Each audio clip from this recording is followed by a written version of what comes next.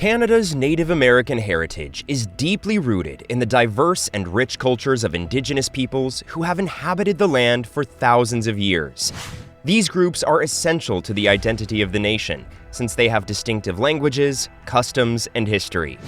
The importance and relevance of Native American heritage today cannot be overstated. The connection that Canada has had and continues to have with Indigenous peoples is vitally underscored by this. For the sake of creating peace, comprehension, and tolerance in a varied and multicultural community, it is essential to recognize and appreciate this legacy. Additionally, Native American history is essential for preserving culture, protecting the environment, and advancing Indigenous rights and well-being. Canada was home to a diverse range of Indigenous cultures and communities prior to European contact. These many communities each had their own languages, customs, and political structures that were closely connected to the land. They had a deep understanding of the environment and depended on sustainable methods of livelihood. These societies laid the groundwork for the Native American ancestry that is today recognized in Canada. The lifestyles of Indigenous people underwent significant alteration once European immigrants arrived in the 15th century.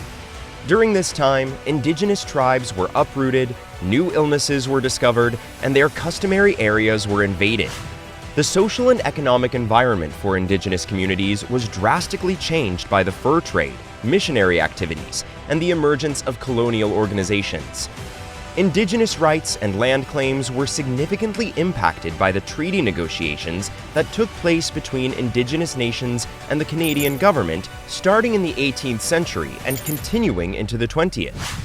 These agreements, which are sometimes misinterpreted or broken, have a significant impact on Native communities' legal and political landscapes, as well as their sovereignty and autonomy. Indigenous cultures and countries make up a diverse tapestry in Canada, each with its own history, languages, and customs. Over 600 different Indigenous communities may be found among the First Nations, Inuit, and Métis peoples. From the Pacific coast to the Atlantic, the Arctic to the prairie, their civilizations all have a strong bond with the land and its resources. Indigenous peoples are spread out over Canada, with various areas having different densities. Indigenous peoples make up the bulk of the population in the provinces, with sizable numbers in places like Ontario, British Columbia, Alberta, and Manitoba. Furthermore, the Inuit are mostly found in the Arctic territories of Yukon, Northwest Territories, and Nunavut. This distribution illustrates the long-standing links that Indigenous populations have had to their ancestral lands. In Canada, there are Indigenous populations in both urban and rural areas, each with its own set of difficulties and possibilities.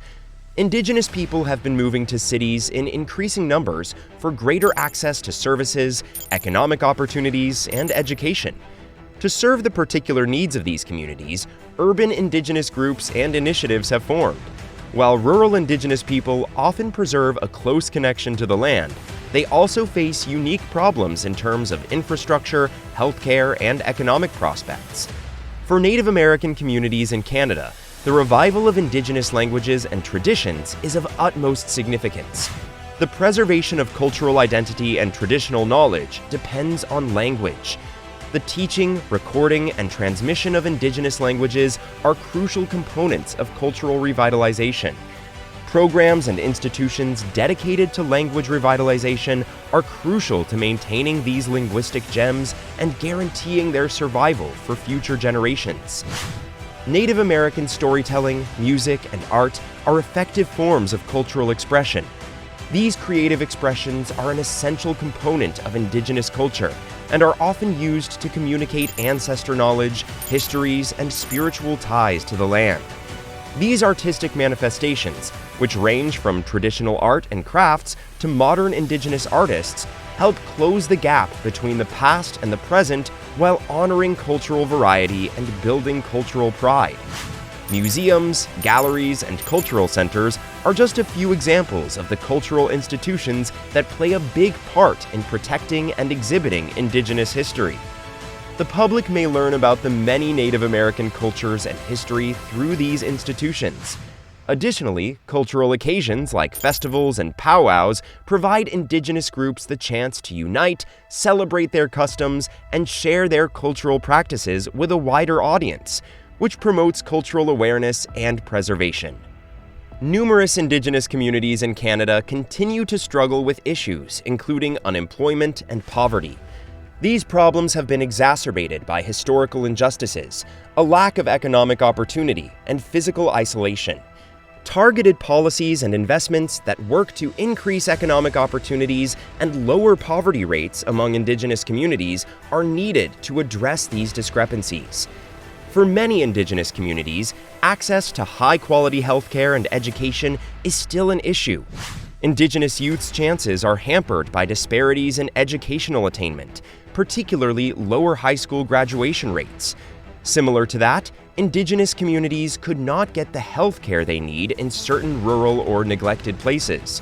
To solve these issues, it is essential to provide access to high-quality education and health care, especially in distant and rural regions.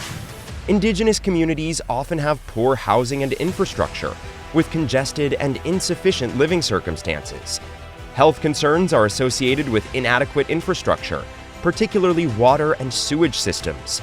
In order to improve living conditions and infrastructure for Indigenous inhabitants, addressing housing and infrastructure concerns needs all-encompassing, community-driven solutions.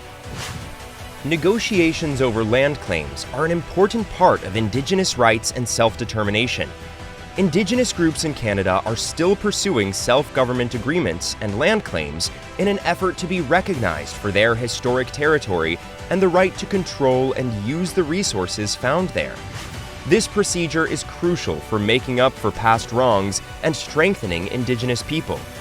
Indigenous peoples have a strong connection with the land and a long history of caring for the environment. They often have a crucial impact on the preservation and protection of natural resources. Ecological restoration, biodiversity preservation, and sustainable resource management are all actively practiced by several Indigenous tribes. Their customary beliefs and behaviors support the more general objectives of environmental preservation. Indigenous communities are impacted by resource development initiatives, including mining, forestry, and energy projects, in both good and bad ways. These improvements may provide economic possibilities, but they also run the risk of destroying the environment, uprooting people, and disrupting their way of life. In order to ensure that resource projects benefit Native people while preserving their cultural and ecological values, it is crucial to strike a balance between economic growth and the preservation of Indigenous rights, lands, and the environment. The acknowledgement and defense of Indigenous rights have been greatly affected by important legal decisions made in Canada. The legal foundation for Indigenous self-determination, land claims, and treaty rights has been formed through these decisions. Calder v. British Columbia, Attorney General, decided in 1973, and Calder v. Calder, decided in 1973, both provided the foundation for later legal advancements and were crucial in recognizing Indigenous land rights.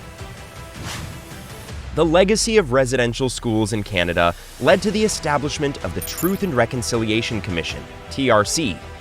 The purpose of the TRC was to build a framework for healing and justice, encourage reconciliation, and record the history and effects of these institutions.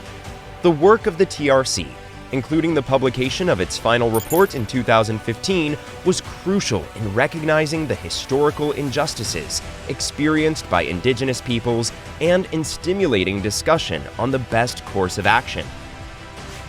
Over time, there has been an increase in the number of Indigenous peoples in Canadian politics. Indigenous peoples have won elections to a number of political positions, including the provincial and federal legislatures, and have risen to the top of political parties. The preservation of Indigenous rights and the advancement of Indigenous goals and issues at the policymaking level are aided by this growing presence. The movement to educate Canadians about their Native American origins has gained traction.